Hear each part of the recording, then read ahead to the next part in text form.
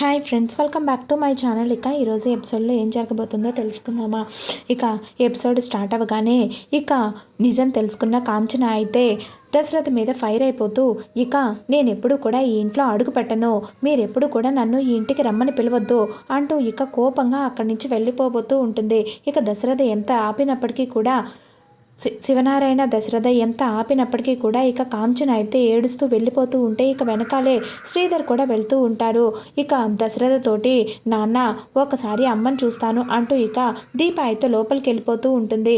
ఇక జోష్నకి డౌట్ అయితే వస్తుంది, మీరు వెళ్ళిపోవడమే మంచిది అని ఇక వీరందరూ మాట్లాడుకుంటూ ఉంటే ఇక జోష్న అయితే అక్కడి నుంచి వీళ్ళ మాటలన్నీ వింటూ ఉంటుంది. ఇక అది గమనించిన కార్తీక్ అయితే ఏంటి జోష్న అక్కడి నుంచి చాటుగా వింటుంది, కొంపతీసి మనం అనుకున్న మాటలన్నీ వినేసిందా ఏంటి అంటూ ఇక తెగ టెన్షన్ పడిపోతూ ఉంటాడు కార్తీక్ అయితే.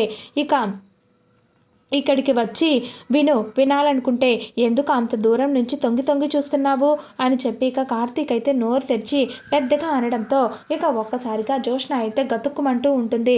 ఇక ఆ మాటలు అంటుంటే ఇక వెంటనే అదేంటి బావా అలా అంటావు, నేనేదో వెళ్తున్నా ఈ పక్క నుంచి మీ మాటలు వినిపించాయి అలా ఆగాను అంతేకాని అని చెప్పి ఇక జోష్న అంటుంటే అబద్ధాలు మాట్లాడేసుకుంటున్నాము అని ఏం మాట్లాడాలో వినాలని చెప్పి అక్కడ నించున్నావు కదా, నిజాన్ని ఇప్పటికైనా ఒప్పుకో అని చెప్పి ఇక అంటూ ఉంటే కార్తీక్ ఏంటి బావా ఇక ప్రతిసారి నువ్వు అనుకున్నదే నిజమనుకుంటావా, ఎదుటి వాళ్ళు చెప్పేది ఏమి వినవా, ఇప్పుడు ఏంటి నువ్వు చెప్పేదే వినాలా, నువ్వు చాలా గొప్పగా చెప్తావులే, జోష్న అడ్డంగా నా భార్య వాళ్ళందరి ముందు ఇరికించి ఇప్పుడు నాటకాలు ఆడుతున్నావా నాటకాలు అని ఇక కార్తీక్ అంటుంటే నేనేం ఇరికించాను బావా, నువ్వు నన్నంటావేంటి, మీరు చేసుకున్న నన్నంటారేంటి, మీరే అత్తయ్యకి అందరికీ అబద్ధం చెప్పారు, కడుపులో ఉన్న బిడ్డ వల్ల దీపకి ఆపద ఉందని, ఇప్పుడు అబద్ధాలు ఆడి ఇప్పుడు నన్నంటావేంటి బావా నువ్వు అని చెప్పి ఇక జోష్న అంటూ ఉంటే అవును మేమేదేదో చేసుకుంటాం, అసలు నీకెందుకు, మా కడుపులో ఉన్న బిడ్డ ఉంటే ఎంత పోతే ఎంత, అయినా నీకెందుకు, నీకు మాత్రం చాలా ఆనందంగా ఉంది కదా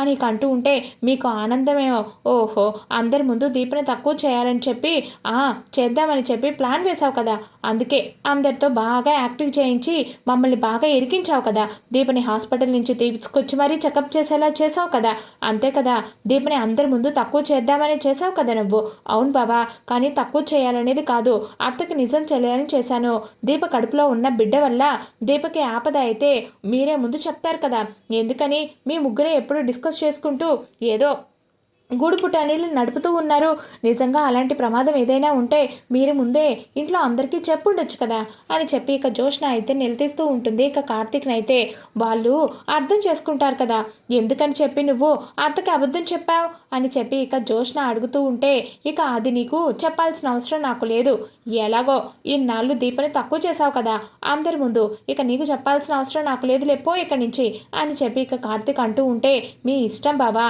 అత్త అయితే మిమ్మల్ని క్షమించదు, నాకు బాగా అర్థమైపోయింది, మరి మీరు ఎలా క్షమాపణ అడుగుతారో అది మీ ఇష్టం, అత్త మాత్రం మిమ్మల్ని క్షమాపణ అడిగినా సరే ఒప్పుకోదు అని ఇప్పటికి జోష్న అయితే నవ్వుకుంటూ అక్కడి నుంచి వెళ్ళిపోతూ మాకు ఎవ్వరూ క్షమించాల్సిన అవసరం లేదు, మేము సంజాయిషి మేమే చెప్పుకుంటాం, నా జోలికి రాకుండా ఉంటే మాకు అదే 10,000 అని చెప్పి ఇక కార్తీక్ అంటూ ఉంటే ఏంటి బావా అలా మాట్లాడుతున్నావు అని చెప్పి ఇక జోష్న అంటూ ఉంటే ఇక జోష్న ఆపుతావా, అక్కడి నుంచి చూస్తున్నాను ఎందుకు వాళ్ళు ఊరికే టార్చర్ పెడుతున్నావు, ఏదో ఒకటి అనడానికి ప్రయత్నిస్తూనే ఉన్నావు, నీకేమైనా పిచ్చా, ఎందుకు అలా చేస్తున్నావు అని చెప్పి ఇక దశరథ్ అయితే మండిపోతూ ఉంటాడు జోష్న మీద. సరే డాడీ నాకెందుకులే, మీరే మాట్లాడుకోండి, మీరే గుసగుసలు చెప్పుకోండి, అయినా వాళ్ళ కడుపులో బిడ్డ ఉంటే ఎంత పోతే ఎంత అని బావే అంటున్నాడు కదా, ఇక వాళ్ళ బిడ్డ వాళ్ళ ఇష్టం, వాళ్ళు ఏదైనా చేసుకుంటారు, నాకెందుకు, నేను ఇక్కడి నుంచి పోతాను అంటూ ఇక జోష్న అయితే విసురుగా అక్కడి నుంచి వెళ్ళిపోతూ ఉంటుంది. ఇక జోష్న అయితే అమ్మని చూసొస్తాను నాన్న అని చెప్పి ఇక దీప లోపలికి వెళ్ళడంతో అది గమనించిన జోష్న అయితే ఇంట్లో వాళ్ళందరినీ పిలుచుకొని తగుదనమ్మా అంటూ వస్తున్నావు కదూ, అసలు నీకు మా ఇంట్లో ఏం పనే అని చెప్పి ఇక జోష్న అయితే దీప మీద విరుచుకు పడుతూ ఉంటుంది. ఇక ఇంతలో అది గమనించిన జోష్న అయితే ఇంట్లో వాళ్ళందరినీ కూడా పిలుచుకొని వచ్చి ఇక సుమిత్ర రూమ్లోకి అయితే వెళ్తుంది. ఇక అక్కడ పంచాయతీ అయితే పెడుతుంది, ఏంటి అందరు ఇక్కడున్నారు ఏమైంది అని చెప్పి ఇక సుమిత్ర మెలకు వచ్చి అడుగుతూ ఉంటే ఏం లేదమ్మా మిమ్మల్ని చూసి వెళ్దామని లోపలికి వచ్చాను, ఈ లోపల ఇక్కడ అందరూ వచ్చేసారు అని ఇక దీప అంటూ ఉంటే ఏమైంది, ఏం కాదమ్మా దీప కడుపులో ఉన్న బిడ్డను వదులుకుందాం అనుకుంటుంది దీప అని చెప్పి ఇక చెప్పడంతో ఇక ఒక్కసారిగా హవా కప్పిన సుమిత్ర అయితే ఇక పైకి లేచి ఏంటి దీప ఏం ఏం మాట్లాడుతున్నారు వీళ్ళు అని చెప్పి ఇక అడుగుతూ ఉంటుంది. ఇక దీప మాత్రం ఏమీ మాట్లాడకుండా అలాగే తలకాయ ఉంచుకొని ఉంటుంది. ఇక అప్పుడే జోష్న, నేను చెప్తానమ్మా, నేను చెప్తాను నిజం. నా కూతుర్ని వదులుకోమంటే నేను వదులుకుంటానా?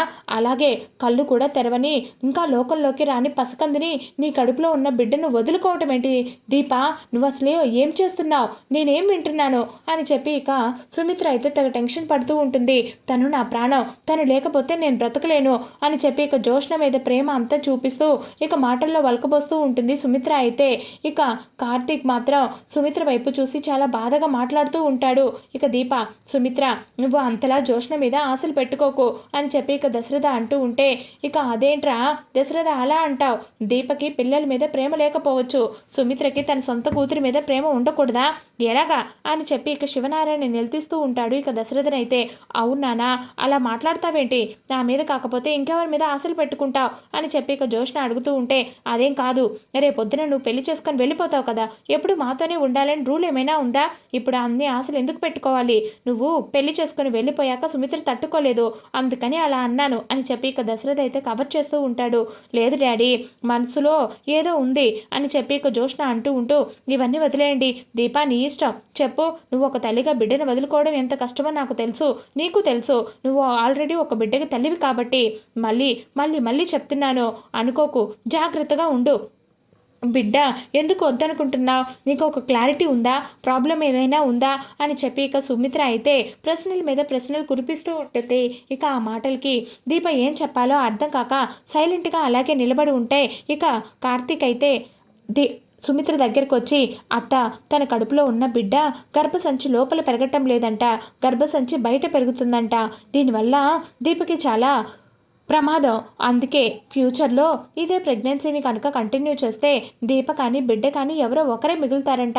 అందుకే నాకు బిడ్డ కన్నా దీపే ముఖ్యం, అందుకే దీపని బిడ్డను వద్దనుకున్నాము అని ఇక చెప్పడంతో ఇక ఆ మాటలు విన్న సుమిత్ర అయితే దీపను ఒక్కసారిగా కౌగిలించుకొని ఎమోషనల్ అయిపోతూ ఉంటుంది. ఏంటి ఏంటి దీప ఇలా అయింది? నీ కడుపులో మా అత్తయ్య గారు ప్రాణం పోసుకుంటున్నారు అని చెప్పి కాంచన ఈయన ఎన్ని ఆశలు పెట్టుకున్నారో తెలుసా? అలాంటిది ఇప్పుడు దేవుడు మనకి ఇంత పరీక్ష పెట్టాడు ఎందుకు? ఇప్పుడు మనకి తెలిసి బిడ్డను చంపుకోవడం అంటే అది ఎంత పాపమో తెలుసా? ఇక చెట్టుని మన చేతులతో మనమే పెరికేసినంత పాపం. అలాంటి పాపం ఎవరికి రాకూడదు. ఇంత కష్టం నీకు వస్తుందని అనుకోలేదు దీప. ఇప్పుడు ఏం చేద్దామంటూ ఇక సుమిత్ర అయితే దీపను పట్టుకుని ఏడ్చేస్తూ ఉంటుంది. చేయడానికి ఏమీ లేదమ్మా, మన చేతుల్లో లేని దాని గురించి మనం ఎందుకు ఆలోచించడం? ఏదైనా కానీ కాలమే సమాధానం చెప్తుంది అంటూ ఇక దీప అయితే ఎమోషనల్ అయిపోతూ అక్కడి నుంచి వెళ్ళిపోతూ ఉంటుంది. ఇక అది గమనించిన కార్తీక్ ఇక దశరథ ఇక దీప వెనకాలే వస్తారు. అమ్మ దీప అని చెప్పి ఇక పిలుస్తూ ఉంటే, ఏంటి నాన్న, ఎందుకు పిలిచారు అని చెప్పి ఇక దీప అయితే అడుగుతూ ఉంటుంది. అమ్మ, ఇప్పటికైనా మించిపోయింది లేదు, నేను అందరికీ నిజం చెప్తాను, నీ కడుపులో బిడ్డను బ్రతికిస్తానమ్మా అని చెప్పి ఇక దశరథ ఎమోషనల్ అయిపోతూ మాట్లాడుతూ ఉంటాడు. ఇక ఆ మాటలు విన్న కార్తీక్, ఏం మాట్లాడుతున్నావు మామయ్య? ఇప్పుడు మనకి బిడ్డ కన్నా అర్థ ప్రాణం ముఖ్యం, నువ్వు ఇలాంటి పనులు దయచేసి చెయ్యొద్దు దీప, మనం పదం ఇక్కడి నుంచి వెళ్దాం అంటూ ఇక అక్కడి నుంచి వెళ్ళిపోతూ ఉంటారు. ఇక ఇది ఇలా ఉండగా ఇక పారిజాతం ఇక జోష్న ఇద్దరు కూడా వాళ్ళ ప్లాన్ సక్సెస్ అయిందని ఇక అందరూ కూడా తెగ ఆనందపడిపోతూ ఉంటారు. అయినా ఆ దీపకి ఎన్ని గుండెలే, అందరికీ కూడా ఎంత బాగా సమాధానం చెప్పింది అని చెప్పి ఇక పారిజాతం అయితే చేతులు విరుస్తూ దీపను ఆడిపోసుకుంటూ ఉంటుంది.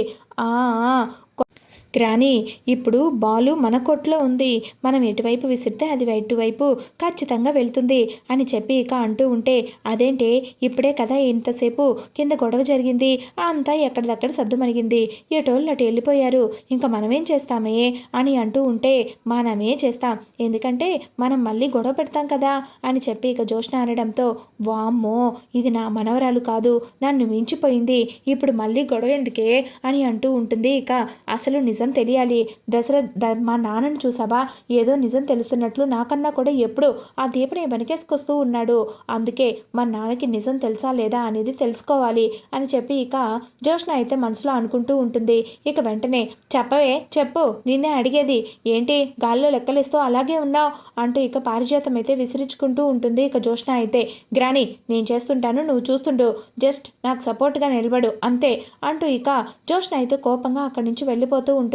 ఇక అది చూసిన పారిజాతం అయితే నో డౌట్ ఖచ్చితంగా దీనికి ఏదో తెలుసు, ఇది ఏదో తెలిసి నాకు చెప్పలేక ఇబ్బంది పడుతుందా, లేకపోతే నాకు తెలియకూడదని ఇది నా దగ్గర కవర్ చేస్తుందా, ఏంటో దీనికి మధ్య చాదస్తం ఎక్కువైపోయింది. పెళ్లి చేసి పంపిస్తే కానీ దీని తిక్క కుదరదు అంటూ ఇక జోష్న వెళ్ళే వైపు ఇక పారిజాతం అయితే కోపంగా అలాగే చూస్తూ ఉంటుంది. ఇక ఖచ్చితంగా ఇది ఏదో ప్లాన్ వేసినట్టుంది, ఇప్పుడు దీన్ని ప్లాన్ ఎలా కనిపెట్టాలి అంటూ ఇక పారిజాతం అయితే తెగ ఆలోచిస్తూ ఉంటుంది. ఇక రూమ్లో కూర్చొని శివనారాయణ అయితే బాధపడిపోతూ ఉంటాడు.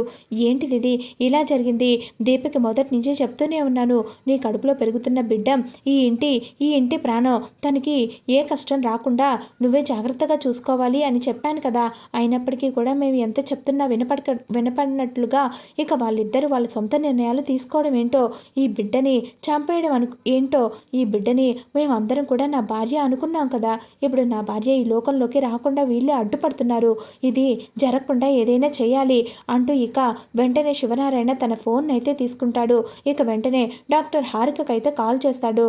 ఇక కాల్ చేసిన శివనారాయణ అయితే, అమ్మ డాక్టర్, నేను నిన్ను ఒక మాట అడగాలి అని చెప్పి ఇక అంటూ ఉంటే, చెప్పండి సార్, మీరేం అడగాలనుకుంటున్నారు అని చెప్పి ఇక అంటూ ఉంటుంది. ఇక హారిక అయితే ఇక ఆ మాటలు విన్న శివనారాయణ, నాకు రీసెంట్గా జోష్న రిపోర్ట్స్ సుమిత్రతో మ్యాచ్ అయ్యాయి అని చెప్పావు కదా, ఆ రిపోర్ట్స్ నాకు పంపించగలవా, ఆ రిపోర్ట్స్ వచ్చిన దగ్గర నుంచి మా ఇంట్లో పరిస్థితులన్నీ కూడా తలకిందులైపోతున్నాయి, అసలు ఆ రిపోర్ట్స్లో ఏముందో నేను తెలుసుకోవాలి అని చెప్పి అనడంతో ఇక రిపోర్ట్స్ గురించి అడిగేసరికి ఇక హారిక అయితే ఒక్కసారిగా కంగారు పడిపోతూ, సార్ అవన్నీ మీకెందుకు సార్, అయినా దశరథ్ గారు ఆల్రెడీ నన్ను ఒకసారి అడిగారు, నేను ఆయనకి పంపించాను, ఆయన దగ్గర ఉంటాయి, మీరు చెక్ చేసుకోండి అంటూ ఇక ఏం చెప్పాలో తెలియక ఇక హారిక అయితే కాల్ అయితే కట్ చేస్తుంది.